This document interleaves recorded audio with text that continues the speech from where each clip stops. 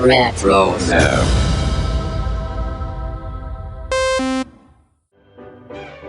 Today's episode is brought to you by our patrons over at patreon.com/Animaniacast. Special thanks goes to Bemused Horseman, Christian, Kyle, Leaf, McCoy, MJ, Nebby, Ketzel, Rapid Kirby 3K, Tamara, The Inferno Birdie, The Cartoon Gamer, Weffy, Marjorie, Marty, Melissa, Patrick, Brian, and Micah.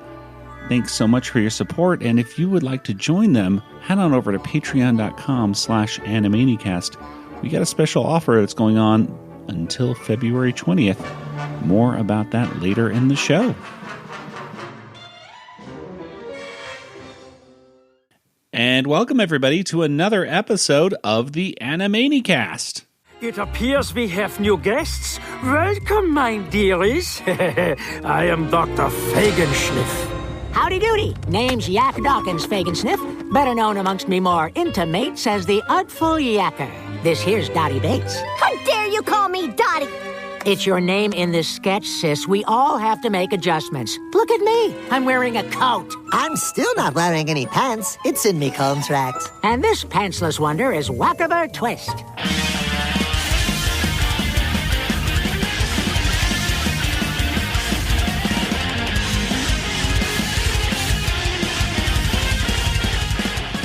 And welcome everybody once again to another episode of the Animanicast. This, of course, is the podcast that's dedicated to the animated television series Animaniacs. And, of course, we also talk about the sister shows, such as Pinky and the Brain, Tiny Toon Adventures, and Freakazoid. But today, we are talking about an episode of the Animaniacs Reboot. We're talking about the second season. We're talking about the 8th episode. And this one had, well, a Oliver Twist parody and another Pinky the Brain episode, perfect for Pinky the Brain shippers. I am Joey, and joining me once again is my brother Nathan. Talk to the hand because the Pinky can't control them anymore. And across the country in Georgia, there's Kelly. Hello. Hello. Yes, I wrote down and right here that this episode is perfect, a perfect episode for Pinky and the Brain shippers, because there was some nice stuff for them, I think, in this one. But yes, this one is episode 21 of the reboot, which includes Wakkiver Twist parts 1 and 2, and then of course Plight of Hand, which features Pinky and the Brain, where Pinky loses control of his hands. Ooh, evil hands. And if someone were to ask you about this episode in just a few words, what would you tell them, Nathan? Oh, like musical spookies. Musical spookies. This is an interesting combination of words you have right there. And Kelly, what about you? Please, sir, I don't want any more. Oh, my goodness. Oh, no. Well, as we all know, this particular episode premiered on Saturday, November 5th of 2021, which brings us to everybody's favorite part, which is our November 5th Facts theme song. Nathan, take it away. Saturday, November 5th. I think it was November 5th. Yeah, it was the facts of that day that we sing about right now. And this is the we go. Hey! Yay! Very nice. See, that you could actually put to a tune. Somebody could put that to a backup track. I think they might have to do a little modding of the track, but they could work. Fix my pitch and yeah. Oh, auto tune it. Some auto tuner. Yeah. Oh man. Okay. Well, Nathan, tell us, what are some November 5th facts? This episode features a musical.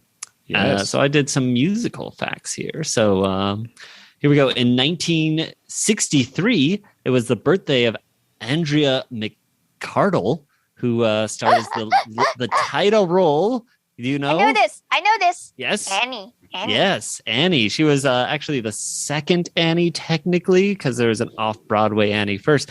But she was the one everyone knows. She was nominated for a Tony, just to lose it to her co-star, the youngest one at the time. Maybe they still. Anyways, and then in 1987, Stephen Sondheim and James Lipton's elaborate interweaving of multiple fairy tales into the woods opens on Broadway at the Martin Beck Theater. Lappin, who also wrote the book, directed it with the cast that included Joanna Gleason, Chip Zane, and Bernadette Peters. Yeah. Bernadette Peters. Yeah, it ran for 765 performances. And then in 2020, Catherine Burton, she wrote a sequel to Oliver Twist, another twist in the tale, and that hit the bookstores in 2020. So weird. I'm sure. Well, as we all know, that was really popular, and we've all heard it. It has a 4.3 on Google. You know what? Out of 10? Out of 5. Hey, that's not bad. Pretty good. I mean, I don't know. Maybe I feel like people read books and then they give a good review. Well, if you're going to invest that much time in the book, I would hope the people who give it 1 star got 2 chapters in and said, "I'm done." Yeah, exactly. And I'm not going to waste my time writing a review. I think it's probably a short book too. It's for children. But there you go. If you like Oliver Twist, there's a sequel out there. Well, there we are. Well, maybe we'll get a sequel to Wakkiver Twist. This, by the way, I think was the episode that, of course, Jess Harnell and a lot of pre-season 2 promotional stuff was talking about.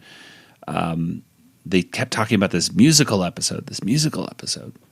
And I guess Jess Harnell mentioned something about it being one of his favorite musicals, maybe even him being in it at some point. Yeah, I think he was in it as a child. He said, so I'd like to hear more about that. Maybe we can get I've invited Jess Harnell on the show a couple times, but he's a busy guy. So anytime you guys see him in a con or something like that, tell him, hey, I'd love to see you or hear you on the Animanicast. We'll ask the hard-hitting questions. Tell us about Oliver Twist. This is no one else is asking me these questions. It's going to be an entertaining hour to hear Jess Harnell talk. So that's very, very true. Well, let's go ahead and get straight into our discussion right now. But before we do, we got to talk about the variable verse, which today was Dot combing a horse's mane and saying, "This horse is maney." This horse is maney. And that it's horse true. It was a horse's mane. The horse did not look very happy about being brushed for some reason. Look, a grumpy horse. But most creatures that the Warners come across are very grumpy in some point, one way or another, even if it doesn't quite make sense. But yeah, that guy was grumpy. I guess let's get right into Wakkiver Twist. And we're going to combine parts 1 and 2 because why not? They should have combined it because, quite frankly, they should have combined 1 and 2. It's in my easier opinion. to talk about this way. I think. And it's easier to talk about. So here we go. Wakkiver Twist parts 1 and 2.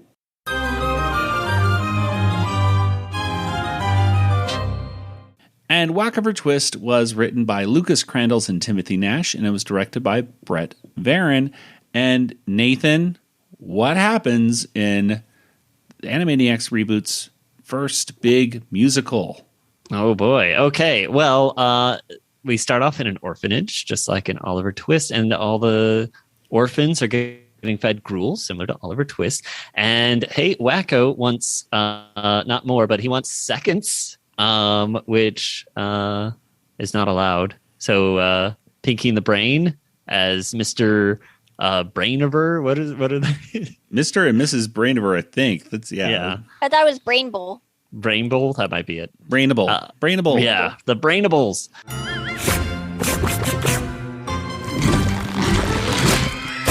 Just thinking of eating, it's enough to make me drool. Oh, gruel, sickening gruel, maggoty gruel, gruesome old gruel. What's for dessert? Is it more gruel? Now where am I gonna get my gruel? They kick him out. So it's like, oh no. And not just Wakko, but also Yakko and Dot. The artful Yakko and Dottie McCotty. Dottie Bates. Dottie Bates.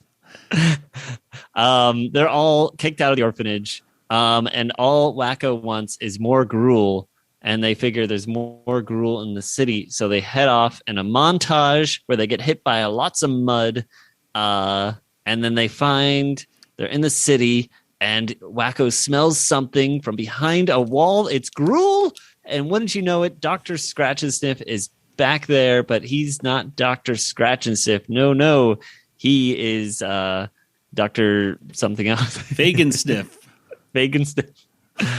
All these, I've never seen Oliver, unfortunately. I did when I was very young, and it's a very long movie. So I think I only got about halfway through, even as a kid, because it's long. It's one of those movies that I believe has an intermission in it. And hey, this has an intermission, which is coming sure up. So does. Dr. Fagensniff is not willing to give our Warner siblings any gruel unless they can, work for it, basically. So what can they do? And one of the many things that Wakko lists is entertaining. And he's like, hey, so there's a whole song about how if they entertain, then maybe they can pickpocket while they're singing. Entertainer, eh? Well, we may have some use for you after all, for you see, in this sketch, one thing counts. Musical numbers, large amounts. This slop you see don't come for free. You'll have to sing a song for your gruel, boy. Have to sing a song for your gruel. So that's what he's going to do. Although during the song, they're actually able to overhear Dr. Fagin talking about pickpocketing, and then they're actually against it. But Pickpocketing? But we're chaotic good. It would go against our whole character alignment. You could hear all that? Just because you sing it doesn't mean we can't hear it. That would be a ridiculous rule. So yeah, the song is you have to sing a song for your gruel. Yes. And yeah, it's a kind of cute song as well. That's in the tune of Pick a Pocket or Two. Yes. And I know that much. Yeah, that was a good song. Yeah, I like that one. And of course, the gruesome old gruel is sort of like food, glorious food. But yes. Mm-hmm. Yeah, I don't remember that song. I mean, I remember gruesome old gruel. Food. Dun, dun, dun, dun, dun, dun. Yeah. And so that's how the end of Act 1 goes, you would say. And then we have an intermission where we get to see Pinky the Brain. We'll talk about that later. And then Act 2 comes back.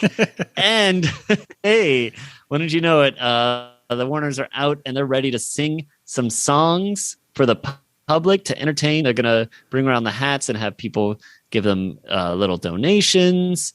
The song that they decide to sing is Yakko's Countries of the Early 19th Century, which is similar to Countries of the World, Yakko's World. Yeah. I think they call it Yakko's. Well, they call it Countries of the Early 19th Century, and then officially called Yakko's World in the 1800s is what I believe it's called. Oh, really? I think in the credits it's called Yakko's Countries in the Early 19th Century. I think I checked. Did I read it? I checked. Yeah. Okay. They're everyone's getting pickpocketed. They don't even know it. Like what? They're giving donations as well. So they bring all the coins to Dr. Fagensniff, and he gives them each one serving of gruel and one Fagin coin, which is just as good as real money, he says.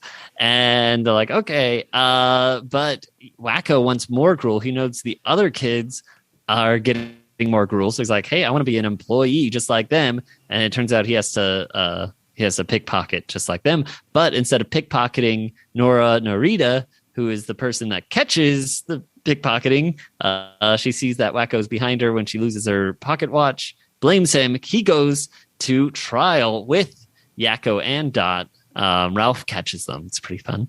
Hello. What is all of this then? And we have a judge that may look familiar to some people. Yes, I was very happy to see this is the original animated series. Yeah. Yeah. Judge Plots. Thaddeus Plots makes his return. Guilty, guilty, guilty! 10 years hard labor. Have them deported to the colony. Here you go, pal. Get us a nice sell on the ship, Something in premium Convict? How nice to see him return. I was just like, yay. Yeah, it's nice. That was very nice. To be official, there was a king that kind of sounded like him too in the first season, but yeah, but didn't really look like him. Yeah. So he's back, and he sentenced them to 20 years, and they try to bribe him. So with a fake coin, he doubles their sentence. That's when he notices that it's a Fagin coin, and hey, Fagensniff is in like what looks like the jury box, but it seems like he's just in the audience. I don't know. Thank you for pointing that out. Yes. He says he says he shouldn't have come to watch the trial. And I'm like, watch the trial? How did you get in the jury box there, Scratch and Sniff? You just came to the trial and just sat with the jury? Okay.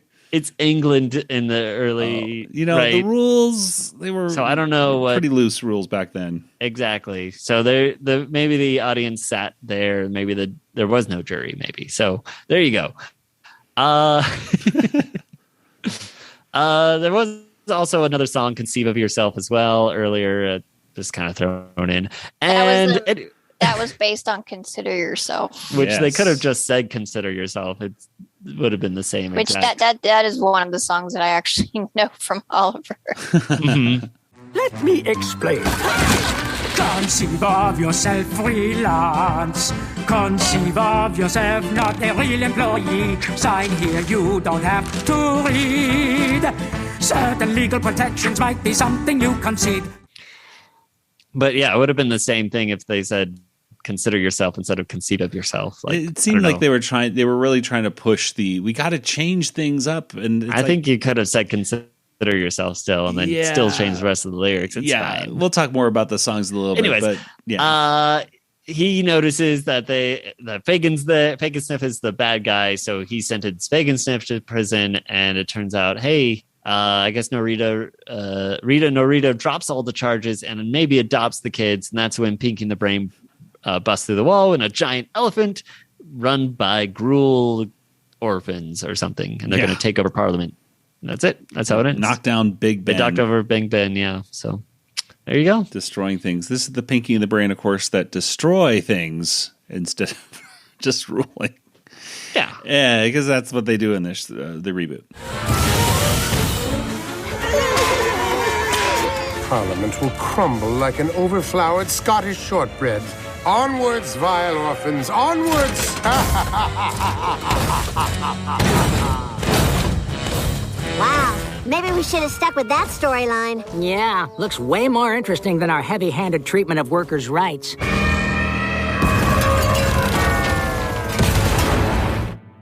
I wasn't a big fan of them splitting this up. Quite frankly, I kind of liked the concept of it. I think I'm like, oh, good, a musical. But it just, I don't know, it certainly didn't stick the landing on this one. But what did you guys think about, I guess let's first start with some of the references. There was a Flashdance reference. Obviously, the songs are in there, all referencing the musical Oliver. But other than that, I mean, there's basically, references to this Fagin coin is a very cryptocurrency kind of thing, which, I mean, I don't know if you guys were paying attention at all with social media lately, but Rob Paulson decided to partner up with some folks who do NFTs. And boy, oh boy, did people get mad at Rob, or at least disappointed and pleading with him to change his mind, because I'm not a big fan of NFTs. I think they're kind of ridiculous, and many people do as well, but for many different reasons. There's pros and cons to NFTs. NFTs aren't all bad, because there's ways that artists can actually get supported for things that they would never get money on otherwise, Well, I'm not going to get into it because doesn't actually, like, NFTs don't make sense to buy, really, unless you want nothing, because you're getting, like, it doesn't mean that it's taken off the internet for other people. Right. Like, other people can still share and use it all they want, But if you want to say that you own the original Picasso or whatever, then you can have that NFT. But everyone can make as many copies of that Picasso as you know. You can't stop that. That's not and it's not even like, and it's completely identical. It's not even like that Picasso. Yes, it's a copy, and you could say it's an art print, and you can look and say it's a photo. No, it's the exact same. So if you want to use it as, I remember seeing things like people getting upset on Twitter because like, oh, I purchased this NFT and this person is using it as their picture, and it's like, yeah, they can. That's what NFTs are. They can use it as much as they want, and you own the license to it, but you just can't stop a scam. Yeah.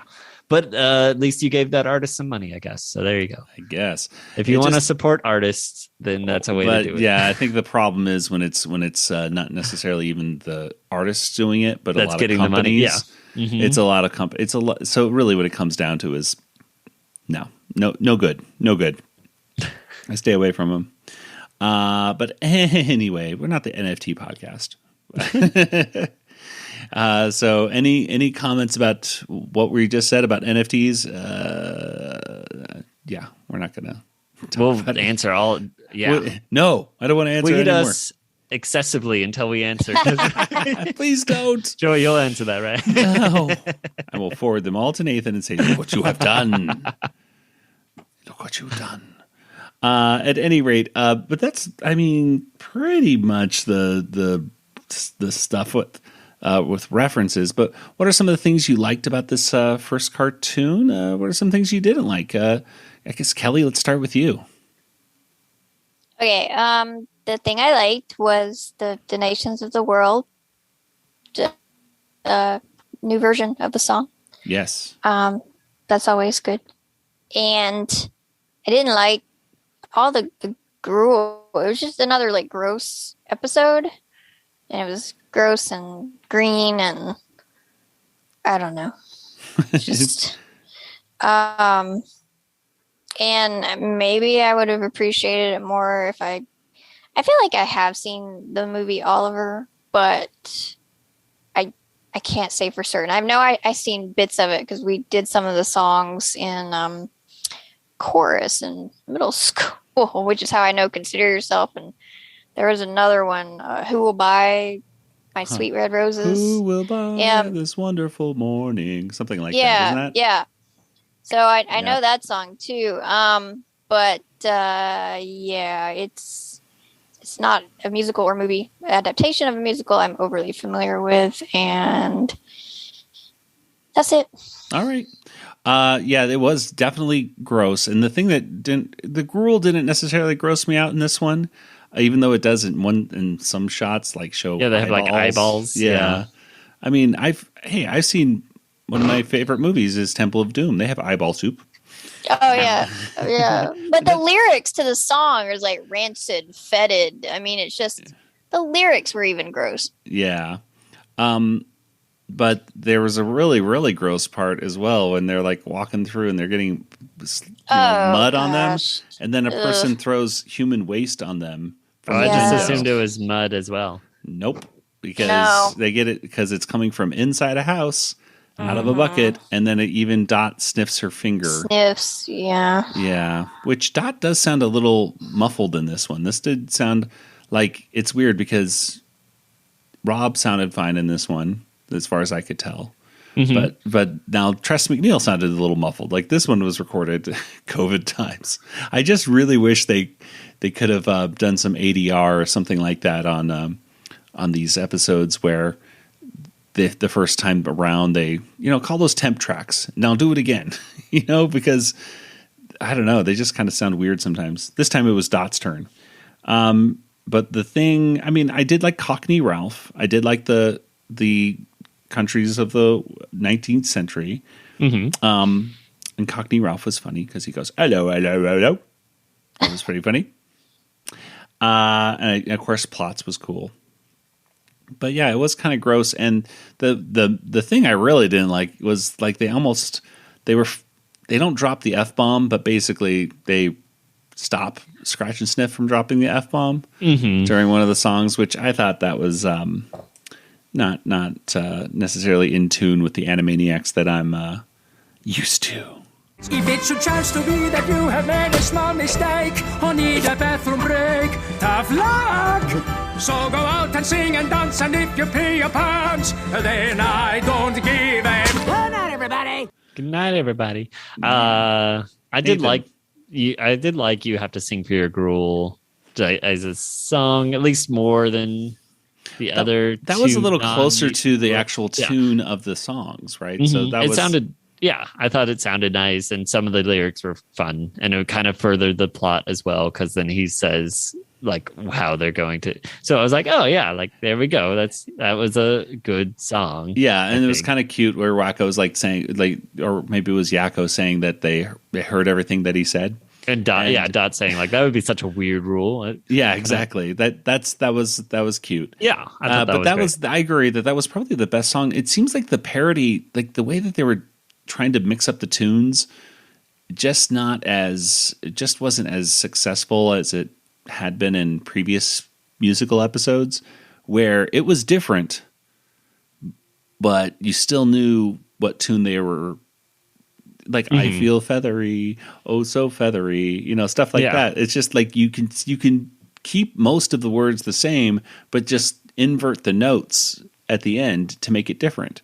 Yeah, and honestly, I mean, how much do you have to really change? It's a parody. Isn't parody protected? I don't know. Maybe it's I not. think it's protected. I did like Yakko's Countries, of course, and having Rob Paulson come back for Randy Rogel coming back to write that. It did say in there that he co-wrote that, but I don't know if that just means.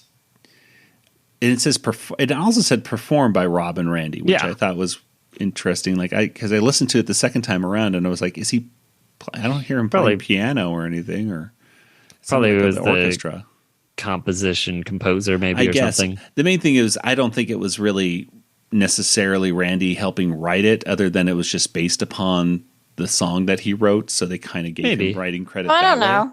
I don't know. He was the composer, it says on the wiki. I just feel I'd assume so. Have to ask him if we can get him on again. Yeah, I just really feel that Randy wasn't really utilized as much as he should be in this reboot, which I've heard rumors as to why that is, but I'm not going to talk about them because they're just rumors and we don't know about. Well, it's nice regardless of that he got credit, because it was definitely heavily inspired by Yakko's World. So yes, but yeah, overall, it's just like I said, it was nice, but I really wish it was kind of like a traditional Animaniacs musical where you had more cast members from Animaniacs. Even if it wasn't like they're just using a lot of these standard kids and stuff, some of them were probably, I think, from the preschool episode with Brain. But the variety characters that they're using are all just like people, just standard boring people. And I got really, Norita, Rita, Norita. Yeah, but I really missed I miss the days where we could just have Rita and Runt and the Good Feathers just playing the different parts, and maybe they don't even have really lines, but they're just there because that's the concept of a variety show. You have a cast of these actors, and it's not necessarily that they have to stay in their own world. They can all do a musical together or skit or sketch, as they call it in this one, which I thought, like, this is not a sketch. This is a full cartoon. Yeah. And the other thing is they talk about how we've been singing since 150 years from now, and referring to we started singing in the 1990s or something like that, or entertaining.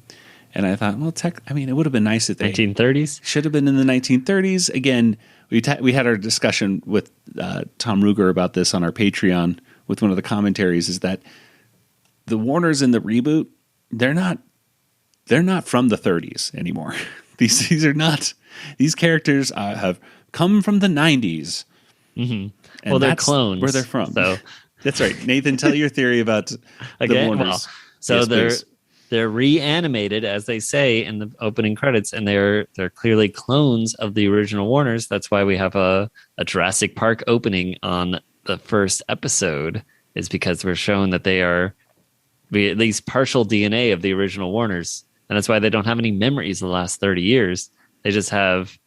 So we took the memories that they had at that moment and we cloned it. It's kind of like a multiplicity clone. So not like a born from an egg, but like born from at that moment. So are these the copies of the copies of the copies? Yeah, exactly. So they're copies of a copy, but they might also have like genetics from a toad or something. That's why, or something with fangs. So that something gives them with fangs because they all got fangs. So they're merged with. So they're clones. That's it. And it answers all your questions. And you're like, why aren't they there? They weren't born in these were born in the 90s. These are the 90 versions of. Gotcha. So the 1930s versions, I'm hoping, are still around somewhere. They're around on Hulu. You can watch seasons 1 through. Well, is there anything else in this Wakkiver Twist that we want to mention? Kelly, Nathan? Nope. They called it that we should have known in that one press conference in season 1. Dot told us that there was going to be an Oliver Twist parody, but we forgot. Why didn't we remember that? Because we have a short-term memory, and also because after we watch these episodes and review them, we never watch them again. Yeah, that's true. Hi, this is Slappy Squirrel, and unfortunately, you're listening to the Animanicast. Hey, everyone.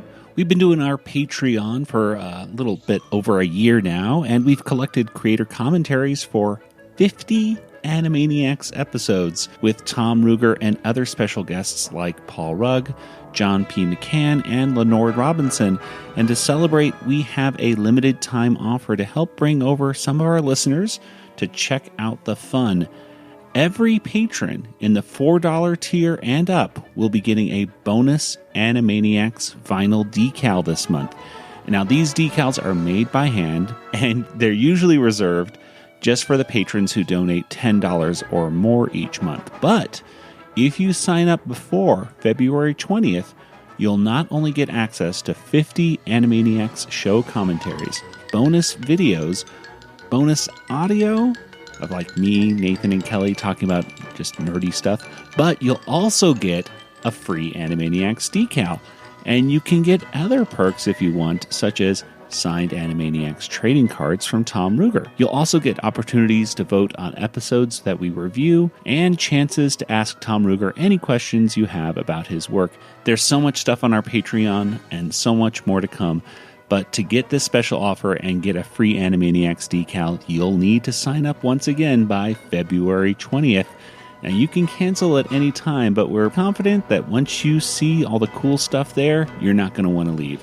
So thank you so much for your support, and hopefully we'll see you over there at patreon.com/Animanicast.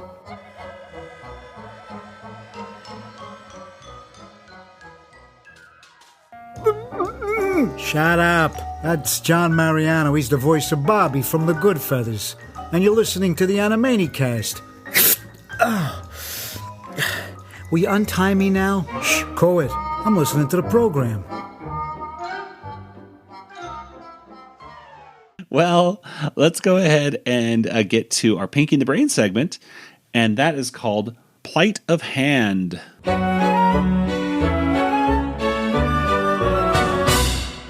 And Plight of Hand was written by Kathleen Chen, Brian Polk, and Wellesley Wild. It was directed by Brett Varon. And Kelly, what happens here in Plight of Hand? Okay. Pinky in the Brain, Brain, I guess, is up to another scheme to take over the world. Using optogenetics, I will fire this modified blue light laser at your amygdala. By activating the neurons that cause aggression, I'll finally have an assistant with a true killer instinct. He starts by using this ray gun, and he blasts Egwin in the head, and that didn't do what he wanted it to do. I can't remember what happened to Egwin. He becomes like he becomes a Hulk. He becomes a Hulk-like creature, and he grabs an oxygen tank, puts it over his head, and then becomes small again, and says farewell or whatever, and then crashes through the floor, which then made me think, that's just an oxygen tank. Like, how cheap are the floors in Acme Labs that you can't withstand the weight of an oxygen tank falling 2 inches to the floor. Pretty bad floors. Yeah, they're not investing their money correctly in Acme Labs. Whoa. Yeah, I kind of don't know why I couldn't remember what happened to him. I remember him being blasted in the head, and then I don't know. So anyway, then he blasts Pinky, and at first it doesn't seem like anything happened, and then Pinky's hands reach out and like try to strangle Brain, and his eyes bug out of his head and everything, and he realizes that the hands are the only part that's been affected. Fascinating. Somehow, only your hands have acquired a killer instinct. They now have a mind of their own and are functioning independently, as if you are Destiny's Child and your hands are Beyonce. Ooh, nice reference, Brain. They keep doing all sorts of strange, crazy things, like, trying to hurt Brain, destroy the lab. Brain ties him up, and Pinky's like, my hands don't like being tied up like this. And then he starts scurrying away and falls out the window and gets into a convenience store, and you don't see exactly what happens, but you see like the action around the convenience store, and things blow up and ambulances come and all this drama. And then Pinky makes it back to the lab, and so Brain is trying to come up with some new ideas, and Pinky's hands react to each plan. Then what say you to changing the Earth's rotation with a giant electromagnet? I don't get it, but I love it! Now, roger that. How about causing society to crumble by altering the DNA of a deadly insect? Okay, then. Then help me take over the world. Not as my assistant or rivals, but as partners. Shall we shake on it? Talk to the hand, cause the Pinky can't physically control them anymore. So they are going to Bethesda, Maryland, and Pinky starts rattling off all the names of the places that are there, and he fails to recall the National Institutes of Health, right? Yes. Which I was thrown. Is it really plural? National Institutes of Health? Because that's what the sign said, and that's what they said. I didn't I just always thought it was Institute. I always thought it was Institute as well, but yeah, that bothers me. When I Googled it, it came out as National Institutes of Health. So there we go. I see. Yeah. That's what NIH.gov says. So okay. Well, I learned something. Yay. That's important to know for Jeopardy, because they'll get you on that extra S Institutes. or lack thereof. Yes. So they get into the lab, and Brain's starting to, he finds a mosquito and gonna figure out what to do. But then Pinky just starts taking control and doing all the things, and so Brain sits back and kind of relaxes. And but then it's like Pinky's hands have a mind of their own, and I don't know. They start like a fire in the lab and start all this chaos, and Pinky tries to stop him, and Pinky, stop fooling around and bring back that bug. Okie dokie, smarter jokey. Ow! Ow! Hey, don't make me come down there. Ow! Things get crazy, and he's been utterly betrayed by Pinky. And Pinky, are you out here? Rain! I'm over here on this chubby little plane.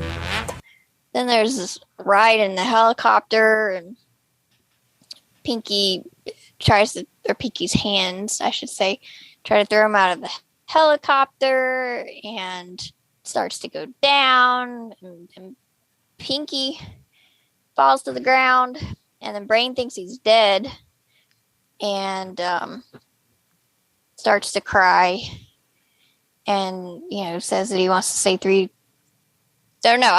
he says the 3 words earlier.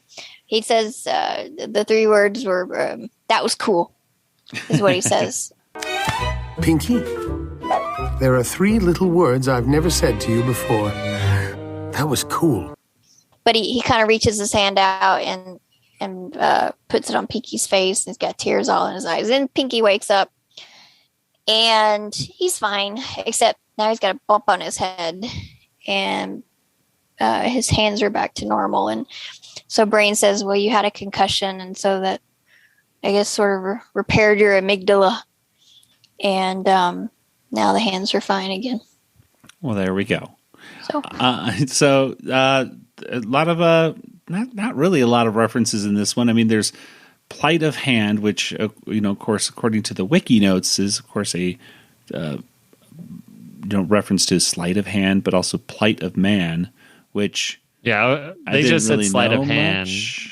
And I was like, oh, I think Plight of Man is also a thing. It is. Oh, yeah. Nathan put that in. Okay, well, Nathan... I added the Plight of Man part. They just had sleight of hand. Yeah, exactly. So I'm like, Plight of Hand. Well, Plight of Man is a book of, I don't know, it's like a religious book, isn't it? Yeah, it's some sort of religious thing. And I was like, I don't really know what it is, but it is a thing. So it is a thing. It is if you combine those two things, you get the title of today's episode. Let's see. They did mention Silence of the Lambs, I should say, with Pinky ripping off faces. Ew. Remember that scene in Silence of the Lambs? It was just like that, except I didn't need to steal anyone's face. My hands just did it for fun. That was kind of gruesome for a Pinky the Brain. I actually thought that was funny. I thought it was a bit gruesome, but yes. You know me. Yes. I was just like, I hope that's not true, because because immediately I see that in my brain and going, oh no, I don't want to picture Pinky doing that to people. Hello, Clarice. There was a reference to flossing in this one, so floss, everyone. Yeah, dentists recommend. Anyway, that's about it for references. I think, but that's it. What did you guys think about this episode, or this Pinky the Brain cartoon, I should say? Nathan, let's start with you. I learned all sorts of things that are in Maryland that you could do. So that was pretty cool. You did know a lot about Maryland. Yeah, for being insane. I don't know. Pretty genius things. The insane ideas were like calling a dog to stand on top of it and things like that, and pretending to be lunch. Those were the insane ideas. So I don't know who the genius is. Well, I did like that thing of him to a point of the hands slapping Brain to tell him that's a bad idea. Up until that last slap where the Brain really gets this welt on his cheek. Yeah. Like, I'm like, ow, that's no good. But yeah, it was cute. I liked Pinky. Well, it was definitely a good episode for, like I said at the beginning of today's episode, it's a great episode for Pinky and the Brain shippers, because the Brain kisses his hand, or at least you hear a kiss, and then he touches his cheek. And of course, in the Oliver Wakkiver Twist or whatever, they're, Pinky's happy that they're married and stuff. Yeah. So I'm so happy we're living in blissful matrimony, Anne. The accent don't seem so out of place for once. Nerve. And there was like Brain, you would think is going to say, I love you, when he says, oh, there's 3 little words I've never said to you before.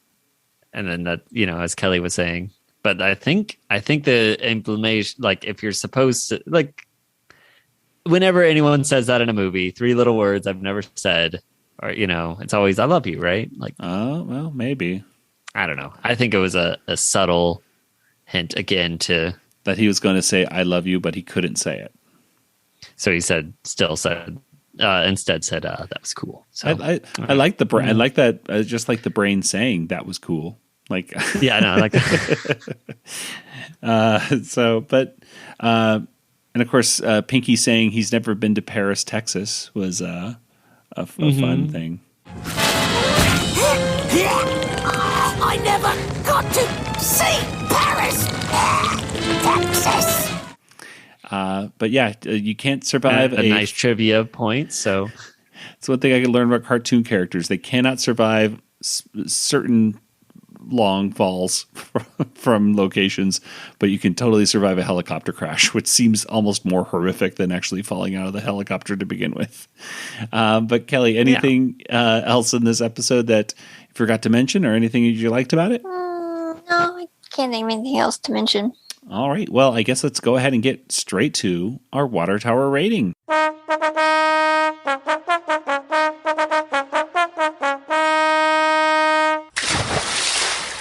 out of 5 water towers, how many would you give this episode of the Animaniacs Reboot? Kelly, why don't we start with you today? I'm going to go with 2. And that's pretty harsh for me, I think. Probably one of my lower scores. I just didn't find it all that funny. And again, I'm not that familiar with Oliver, so I didn't enjoy the musical aspect. I could see kind of what they were going for. But all the gruel and nastiness with the gruel and everything. And I did like the nod to Nations of the World. And but I was even disappointed with Pinky and the Brain, and that's usually where I find my favorite part. And anyway, I mean, it was okay. It just wasn't terribly funny. There weren't really any lines that stood out to me. Although,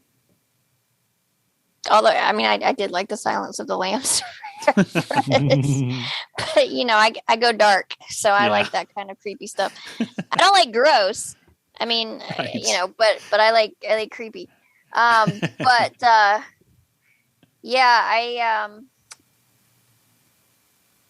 stick with my 2. All right. Well, Nathan, what about you? I'll go up to 3.5 because wow. I mean, it's a musical, so hey, what's not to like? And it seemed to go by fairly quickly. There was only 2 segments, so which was good. And I did like some of the songs, and I did really like the revisit of Nations of the World was just fun. And yeah, Pinky the Brain was fine. 3.5 today.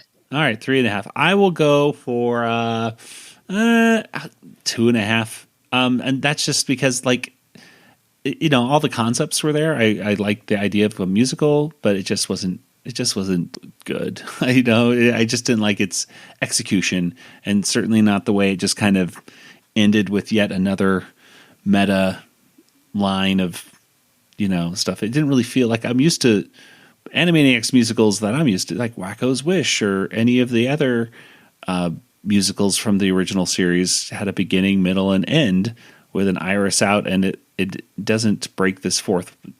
The show just keeps wanting to, lean back on the meta stuff, and I'm just kind of done with that. I just wanted to do its, tell me a story, beginning, middle, and end, and make it funny. I feel that the songs, I thought for the most part were pretty good, but I just wish the show, especially that Wakkiver one, was just funnier, and the Pinky and the Brain one was fine, but like Kelly said, it wasn't one of the stronger ones. So 2.5 for me. I almost want to give it a 2.75, but we don't do that on this show. We stay at the 0.5s. That's how we do it, right, Nathan? We don't do that. That's right. So far, we're at a 2.67 overall, so I think that's pretty close. Yeah. Yeah, sure. I'll go with that average. There we go. Well, I think it's time to get to our contact information. Nathan, where can people find you online? Oh, Joey, I'm so glad you asked, because I'm on Twitter. Django FT. That's me. All right. And Kelly, what about you? I'm also on Twitter, Yoda Princess, YODAPRNCSS, or email me, Kelly, at BigShinyRobot.com. All right. And as for the Animanicast, we're on Twitter and the Facebooks and the Instagram and other stuff. And of course, you can subscribe to us on any podcast player out there. And if you'd like to discuss Animaniacs or really anything pop culture with us, you can head on over to the Retro Zap Podcast Discord server. Yes, indeed. We're a proud member of the Retro Zap Podcast Network. And if you want to head over there to talk with us, you can go to discord.animanicast.com. That gives you the welcome link so you can talk to us or anybody else in those groups. and some really nice community of really positive people. And if you really are a super fan of us and love to support our podcast and get a lot of great bonus audio as well, head on over to patreon.com/Animaniacast. You'll get bonus audio and other cool bonuses as well, such as signed Animaniacs trading cards and Animaniacs decals. Ooh, neato. All at patreon.com/Animaniacast. Well, that'll do it for today's episode. So, for Nathan and Kelly, this is Joey saying, good night, everybody. Good night, everybody. Good night, everybody. This podcast is not endorsed by Warner Brothers or Amblin Entertainment and is intended for entertainment and information purposes only. Animaniacs, Tiny Toon Adventures, Freakazoid, the Warner Brothers logo, all names, pictures, and sounds are registered trademarks and/or copyrights of their respective trademark and copyright holders. All original content of this podcast is the intellectual property of the Animanicast unless otherwise indicated. Hello. What is all of this then?